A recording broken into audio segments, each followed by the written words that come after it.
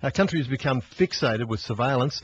Like it or not, Big Brother is watching. We see CCTV cameras in different areas, in shopping malls and what have you. And it's in a bid to prevent crime and protect the public. The police have been given now more power. The number of warrants granted to spy on suspected criminals and corrupt police has increased by 67%. The President of New South Wales Council for Civil Liberties, Cameron Murphy, has been good enough to join us. Cameron, how are you? Very well, thanks for having me in the program this morning. Pleasure, always welcome, Cameron. I mean, there are many things we don't agree on, most things probably, not everything, but always happy to have a different view, or anyone's view. That's right, I'm always happy to debate them with you. It's good to do so again. Look, you have an interest in this, the increase in warrants. They are leading to more arrests, but you're concerned people's rights are being infringed by perhaps being spied upon by the police? Yeah, absolutely. I mean, what we're talking about here are warrants that the police apply for surveillance. So not telephone tapping, but to put in place listening devices to record people's conversation, to put in hidden cameras, tracking devices on cars and technology of that type of nature. And what we've seen is an increase of over 67% in the last year. That's on the back of increases over the past few years of more than 50% a year. The problem I've got is that generally the crime rate has remained stable. These devices being used by police are increasing year in, year out. It means that more people's privacy has been invaded because they've been filmed or their conversation's been recorded.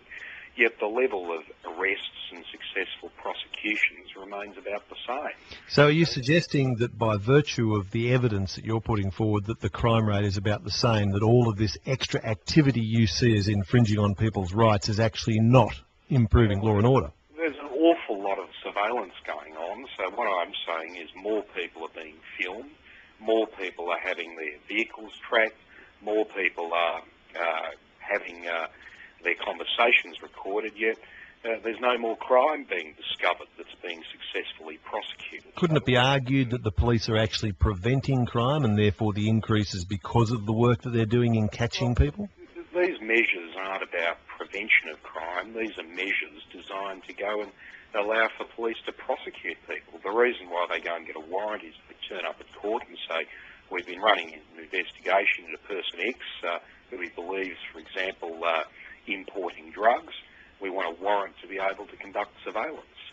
It's not about but why can't they do that, Cameron? About prosecuting people. Well, look, I think they ought to. The problem is that the standard seems to be that low, or the power is so wide, that while they're obtaining warrants, they're going and filming people or they're recording conversations.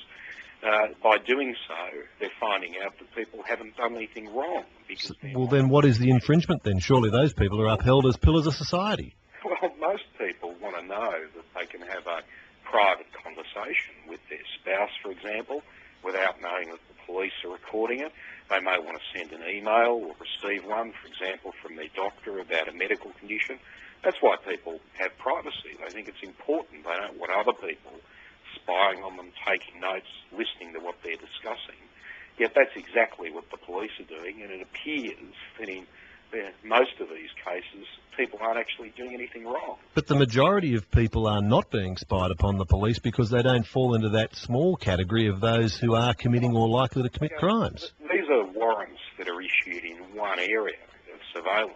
We also have police with the power to pull telephone records of people, which is happening at an alarming rate. We also have police powers that allow for telecommunications interception, where the numbers keep growing each year, both of the actual number of warrants that are being applied for and granted, and the scope of those, because it changes to powers that allow for named person warrants to be issued so that a number of phone lines can be tapped.